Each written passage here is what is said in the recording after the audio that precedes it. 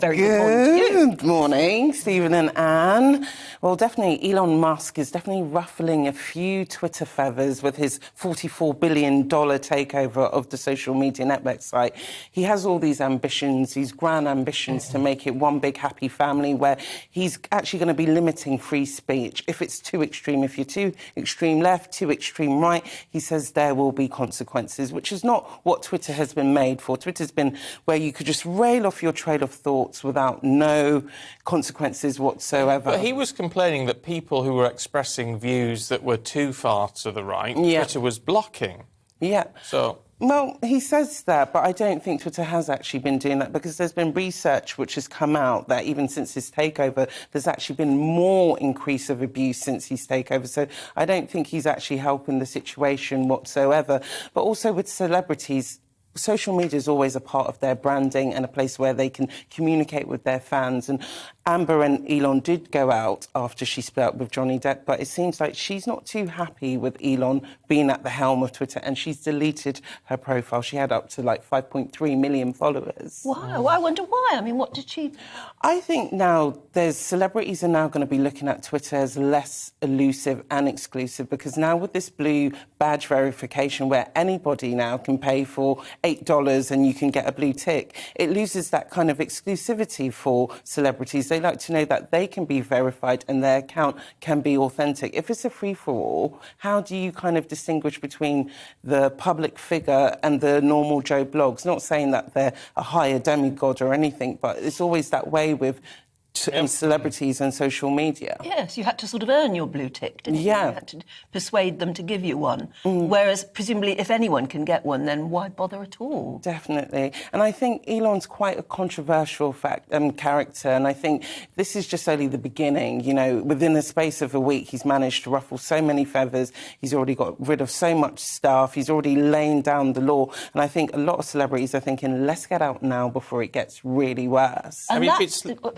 that's going to be a problem, though, isn't it, if he loses his celebrities? Well, you know what? There's so many social media brands out there. Instagram's out there. You've got Facebook. You've got TikTok. So to get rid of Twitter, where you've got someone like Elon Musk who's running it, it's not that big a deal. Because you know what? Once, for instance, someone like Amber Heard, who's got so many fans, shuts down their Twitter, her fans will just find her elsewhere. It's only one port of communication. We now have a problem if, you know, Elon Musk decides he wants to get Instagram, Facebook, then it will kind of continue. It's a very odd thing for him to do, to alienate his customers, as it were, because he's just paid $44 billion for it. You know, you'd think he'd be trying to get more people involved. Well, this is where Elon Musk is less of a creative and more of a businessman. He's trying to make this social media platform more viable and more business-worthy to so many people, including himself. He spent $44 billion in it, and he says Twitter has been at a loss over the past few years. So for him, he's going to try doing whatever he can to make it more of a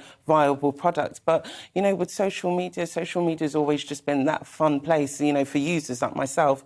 We use it just to communicate, but I think Elon's slowly taking the fun out of that a little bit and making it a bit more of a heated place. You know, while there's celebrities jumping off, I can see someone like Donald Trump being allowed back into the fold. Yes. Yeah. Well, yeah, I mean, you would imagine that would be something that would happen pretty quickly if he wanted to go back on. But you have to say the problem is it's what seems very odd about all of this, because it's a nothingness, isn't it, Twitter? And as you say, people can very easily just go to something else. You wonder why he's paid $44 billion for something which is losing money every day. I think it's control. I really do think it's down to control for Elon. And, like, he has so many businesses, and I think with social media, it's the voice. It's the voice of a generation. It's the voice of celebrities. It's the voice of political activists. So to know that someone like Elon Musk is in charge of that now, I feel like that free speech is going to be reined in towards Elon's taste.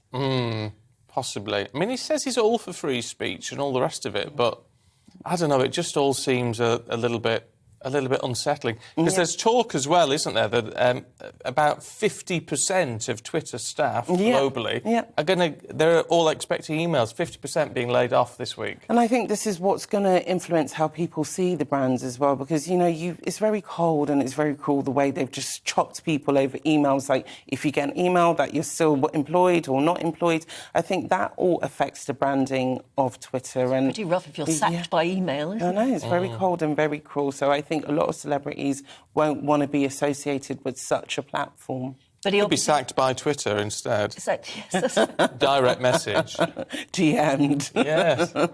In the olden days of TV, you could get sacked just by answering machine. Oh, Could you? no. Yes, it happened on several occasions. People went back to their home, played to see what messages that had been left during the day, and there was just one saying, "You're sacked." Oh, no, that's wrong. Elon's trying to soften the blow, as you guys have mentioned, where he says he's given 3 months severance pay, and he said that's 50% more than what any other employer. True. So he is trying to come out looking like a good guy out of this. He obviously had his own business plan, didn't he? I mean, he's been trying to buy Twitter for such a long time. He obviously had his own idea of what he was going to do, and he's going to do it because he's that sort of guy. But I have to say, Twitter, as we know it, I think that's been RIP'd now. Would you come off it? I've never been a big Twitter user because I prefer more Instagram, where it's more of a visual board. But I think Twitter, it's very easy to get into heated debates and say the wrong thing and be cancelled. So that's why I think it's a very fine line when it comes to social media platforms. And I think now that's why many celebrities are now shifting and going to somewhere. Well, they've always been on Instagram, TikTok and stuff. So Yeah. Oh well, we shall see. I came off it for a while.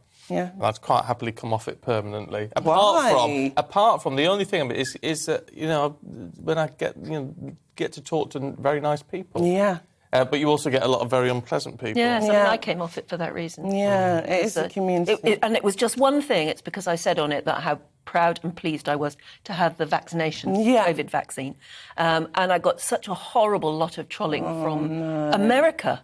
Mostly. Yeah, so, I mean, it was organised. They obviously had targeted the word vaccine or something. And I got such hateful stuff about the fact that I was proud and pleased to have had the vaccine. I just hate when people are getting penalised on such social media sites. It's like we are all free to have freedom of thought, and social media is just one of those places where we can express that. And the good thing about Twitter is you don't have to put fancy curated pictures like on Instagram. You could just put it off and post a tweet, but the backlash is unhealthy. So we have to see whether Elon will get rid of this toxic culture that is involved with Twitter. It really is, isn't it? It's very well done for that toxicity. Yeah. Would you come off Twitter?